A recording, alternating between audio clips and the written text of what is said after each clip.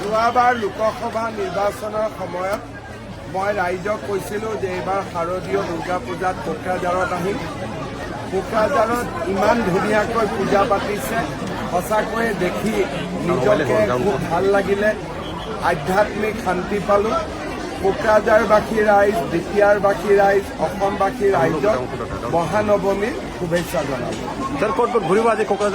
কোকৰাঝাৰত 5খন, বঙাইগাঁও 3খন, বাসুগাঁও 3খন, এনেকে যিমানখিনি পাওঁ।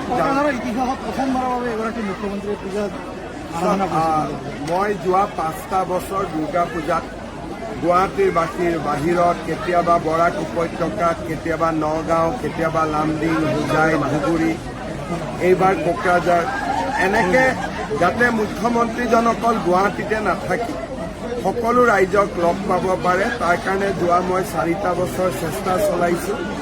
এইবাৰ কোকৰাঝাৰত পূজা চাম, বঙাইগাঁও, বিজনী, বাসুগাঁও। মই ভাবোঁ যে মুখ্যমন্ত্ৰী এজন গুৱাহাটীতে নাথাকি বা নিজৰ সমষ্টিতে নাথাকি সকলো ৰাইজৰ লগত উৎসৱৰ সময়ত মিলা প্ৰীতি কৰিলে ৰাইজেও আনন্দ পায় আৰু অসমখন বুজি পাবও ভাল। মই এইটোৱে বাৰ্তা দিম যে দুৰ্গাই অসুৱা শক্তিক নাশ কৰে, অমংগল নাশ কৰে, সমাজলৈ শান্তি আনে, পৰিয়াললৈ সমৃদ্ধি আনে। দুৰ্গা পূজাই আমাক সকলোকে একেলগে সমন্বয়ৰ বান্ধোনেৰে থাকিব শিকায়। মা দুৰ্গাই যাতে আমাক সকলোকে আশীৰ্বাদ দি থৈ।